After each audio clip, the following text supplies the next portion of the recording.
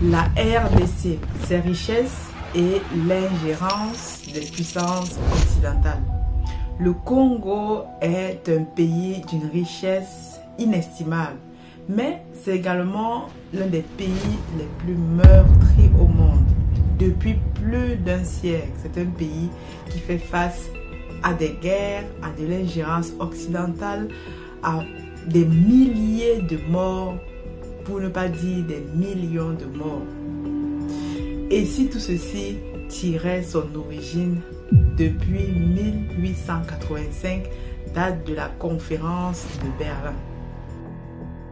Dans cette vidéo, nous allons essayer de rentrer dans l'histoire, de comprendre les origines de ce conflit qui refait surface aujourd'hui, mais c'est un conflit qui date de plus de 30 ans et qui n'a jamais été véritablement réglé parce que les uns et les autres ont leurs intérêts. Alors, pour mieux comprendre sur l'avenir, nous allons essayer de rentrer dans l'histoire.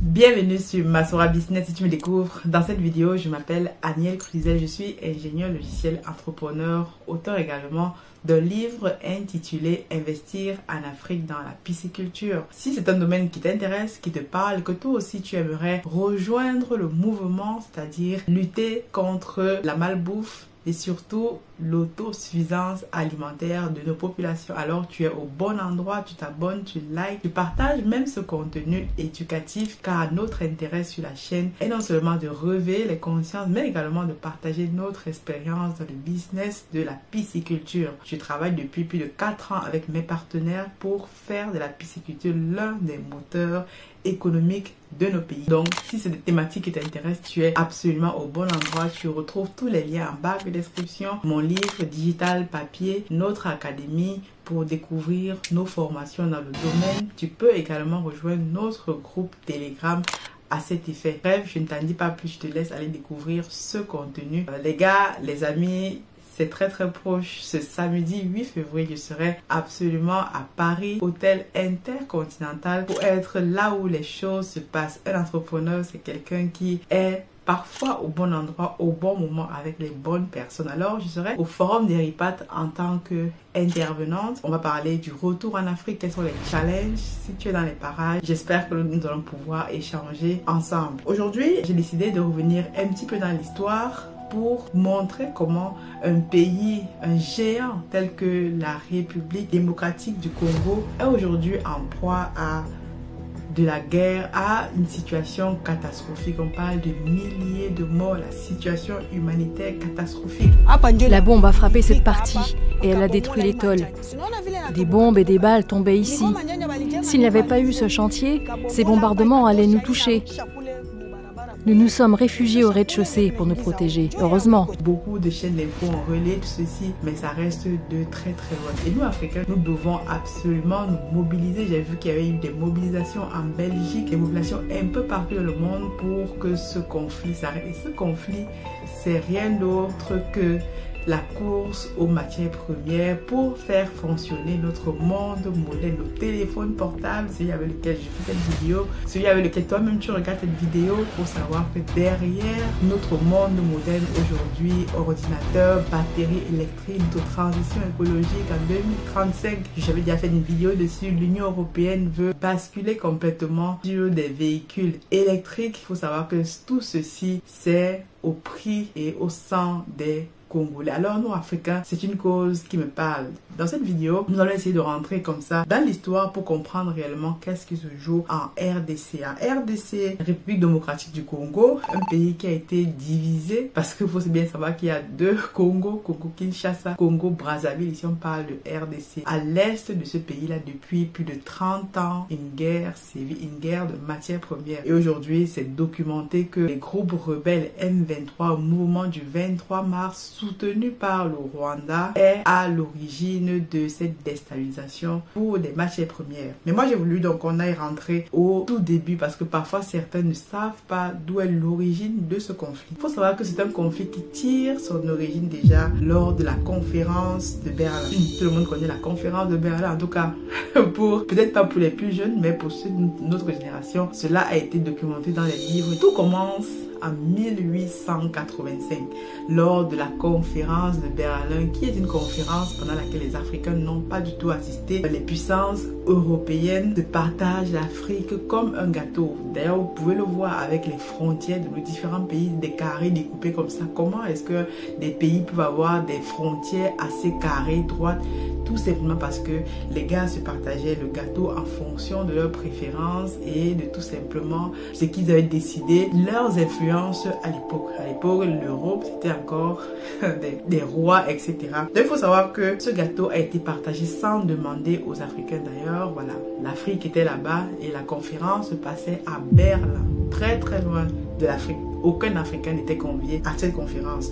Le roi Léopold II de Belgique, c'est pour ça que la Belgique est très très impliquée dans ce conflit, ou même a longtemps bénéficié, tiré, sucé même les matières premières du Congo. Le roi de Belgique nous met la main sur le Congo quand ils sont arrivés au Congo. Même on découvert un pays riche. Révérend père, pasteur et chers compatriotes, soyez les bienvenus dans notre grande patrie du Congo belge. La tâche qui vous est confiée de remplir est très délicate et demande beaucoup de tact. Prêtres et pasteurs, vous venez certes pour évangéliser, mais cette évangélisation s'inspire de notre grand principe, avant tout, les intérêts de la métropole. Le but essentiel de votre mission n'est point d'apprendre aux Noirs à connaître Dieu. Ils le connaissent déjà depuis leurs ancêtres. Ils prient et se soumettent à Nzambi Mpunu, que je sache, et aussi à Nzambi Mawezi. Ils savent que tuer, voler, coucher avec la femme d'autrui, calomnier, insulter est mauvais. Ayons le courage de l'avouer, vous ne venez pas leur apprendre ce qu'ils savent déjà.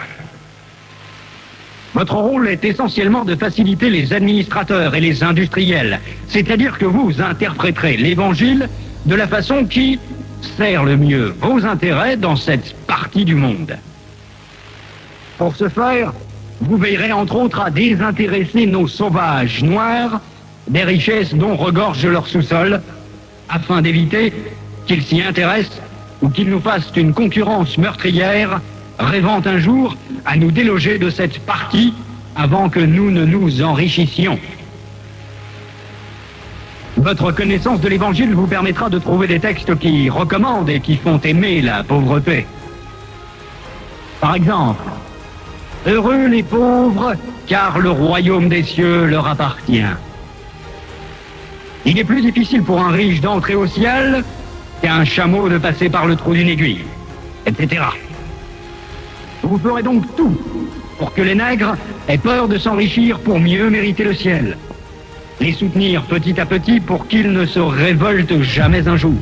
Pour ne pas le civiliser comme lui-même disait, comme il prétendait, pour exploiter les richesses. Pendant plus de 20 ans, celui-ci exploite les richesses, le caoutchouc, l'ivoire, et cela même entraîne le génocide. Le génocide du Rwanda, c'est aussi, tire aussi ses origines du Congo. Donc plus de 10 millions de Congolais meurent d'une brutalité coloniale impensable. Cette période, vraiment, les Belges eux-mêmes s'en souviennent, dans l'histoire, c'est documenté. Donc aujourd'hui, quand parfois je vois les présidents français qui disent aux Africains qu'on doit remercier tout ceci, le monde moderne que nous connaissons aujourd'hui, l'Europe s'est construite en majorité grâce et au sang des Congolais, des millions de morts qui sont morts dans l'esclavage, dans la traite, etc., etc. Face au scandale, la Belgique reprend le contrôle en 1908. Le pillage continue donc même jusqu'à l'indépendance. Et là encore, la RDC n'est jamais totalement libre. Ensuite, arrivent dans les mouvements d'indépendance. Vous vous rappelez les mouvements d'indépendance? À partir de 1960, on a l'indépendance et l'assassinat de Patrice Emery Lumumba. Nous avons connu les ironies, les insultes, les coups que nous devions subir matin, midi et soir parce que nous étions des nègres. Le 30 juin 1960, la RDC devient indépendante. Patrice Lumumba, un leader charismatique, veut un Congo souverain.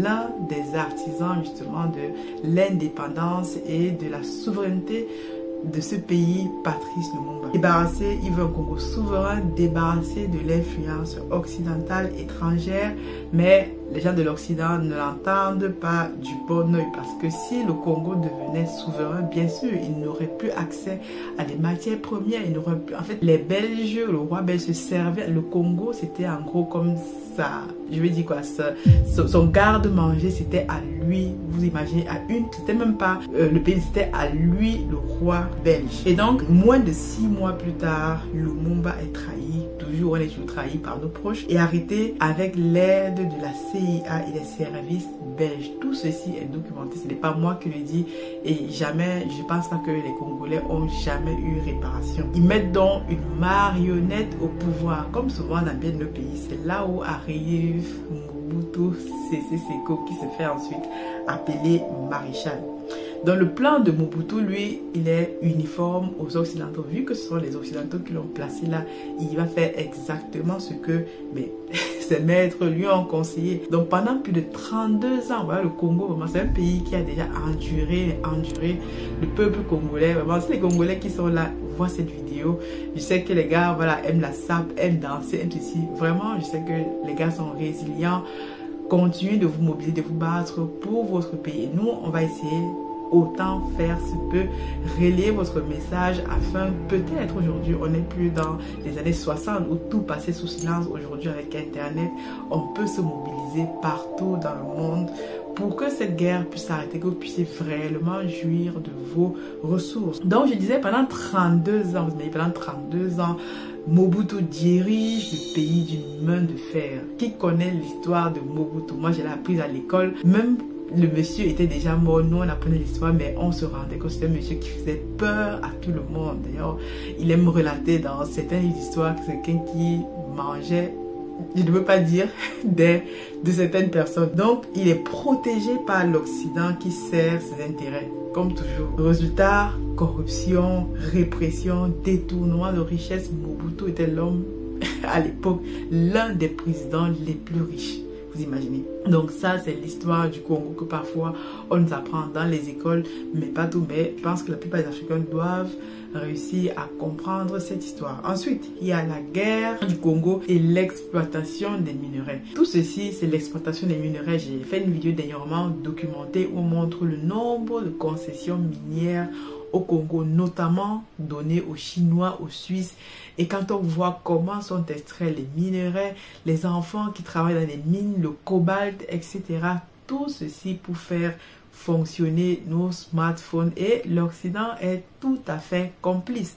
Au Congo, il n'y a aucune usine de smartphone, il n'y a aucune usine de transport, rien du tout. Même dans les endroits où on extrait les minéraux, c'est la misère totale. Donc, il faut nous dire, Mobutu, comme tout président, soutenu par l'Occident, il est mort, il tombe en 1997. Le Zaïre, c'est fini. Laurent Désiré Kabila s'est proclamé président de la République démocratique du Congo. Kinshasa est aux mains de ses troupes et les dignitaires de l'ancien régime ont fui pour la plupart de l'autre côté du fleuve.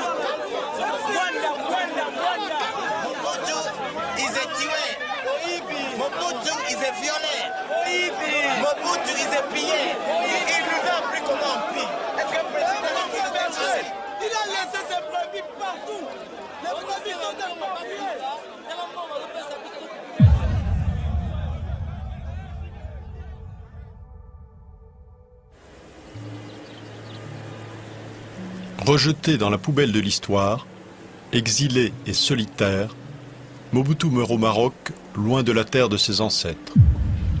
Mais le chaos s'installe quand même dans le pays. Une série de guerres ravage le Congo. Pourquoi? À cause des minerais. On sait que la région de l'Est du Congo est très riche en minerais. Tous les minerais que vous voulez trouver, près de 60% documentés, se trouvent à l'Est du Congo. Le coltan, essentiel pour les smartphones, le diamant, le cobalt, l'or, tout ceci attire les convoitises des multinationales. Ce qui n'est pas sans dire réellement, parce que le Congo lui-même, un pays vaste de plus de 2 millions de kilomètres carrés. Aujourd'hui, a confié le Rwanda, qui est un petit pays. Comment vous imaginez ça? C'est que forcément derrière, il y a des moyens colossaux qui sont mis en œuvre. Donc, les multinationales soutenues par certains États occidentaux, ce n'est pas moi qui le dis, c'est documenté, exploitent le pays en sous-main à travers notamment le Rwanda. Elles financent les groupes armés. C'est décrit aussi créant une instabilité permanente pour mieux piller les ressources. On sait très bien que pour mieux régner, il faut diviser. Donc, il faut créer des conflits armés dans la majorité de nos pays. Si vous remarquez bien, dans les pays africains où il y a des minerais, il y a toujours des conflits armés. Et comment sont armés ces puissances, ces groupes armés? Ils sont toujours armés par les puissances occidentales. Donc, aujourd'hui, plus de 6 millions de morts.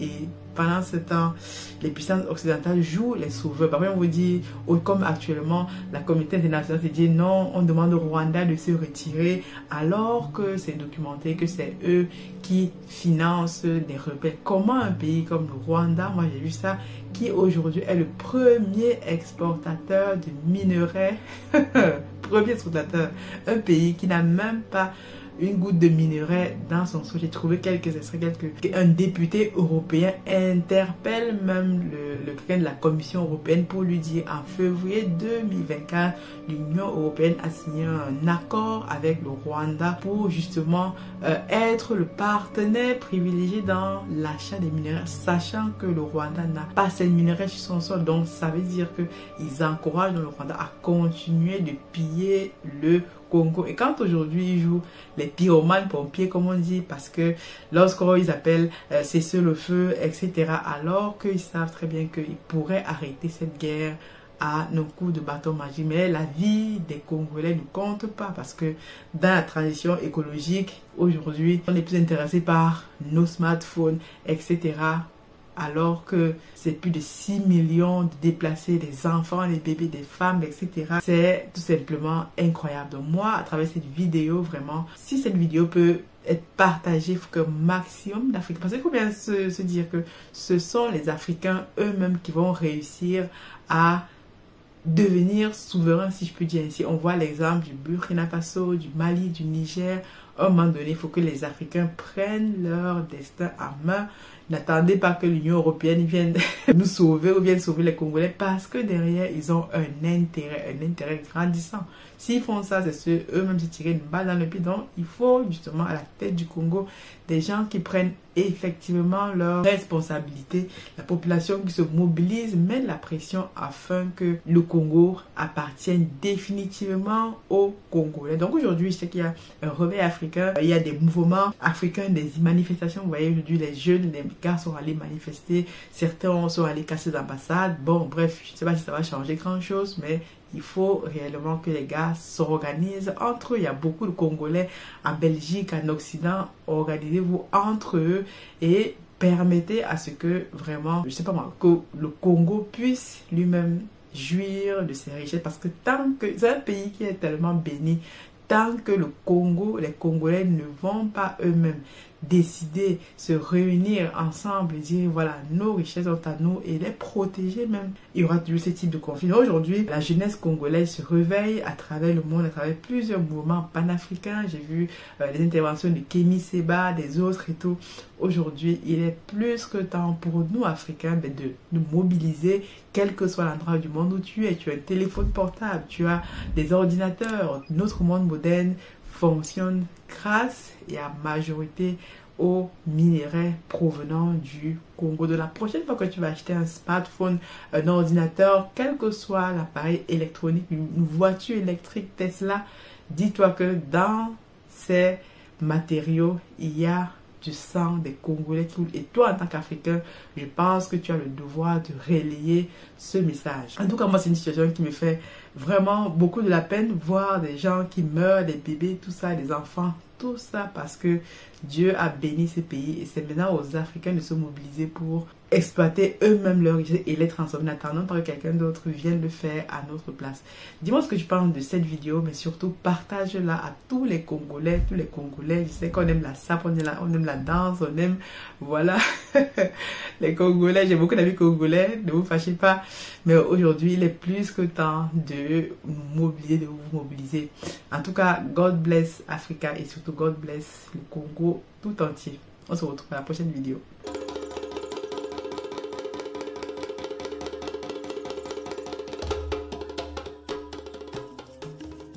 Bienvenue chez Africa Food Industry, votre partenaire de confiance pour une alimentation saine et de qualité. Situé au Cameroun en périphérie de Yaoundé, notre site de production en pleine nature est dédié à l'élevage, à la production et à la transformation responsable des poissons les plus frais. Chez Africa Food Industry, nous élevons et transformons une variété de poissons, notamment le silure, la carpe et le tilapia, dans le respect de l'environnement et du bien-être animal. Nos processus d'élevage rigoureux garantissent que chaque poisson est traité avec le plus grand soin, du moment de la capture à son arrivée sur votre table. Découvrez notre large gamme de produits finis, des filets de poissons frais aux délicieuses conserves de carpe de silure et de tilapia, prêts à satisfaire les palais les plus exigeants. Pour des produits de qualité supérieure, faites confiance à Africa Food Industry. Contactez-nous dès aujourd'hui pour en savoir plus. Africa Food Industry, nourrir le monde, une bouchée à la fois.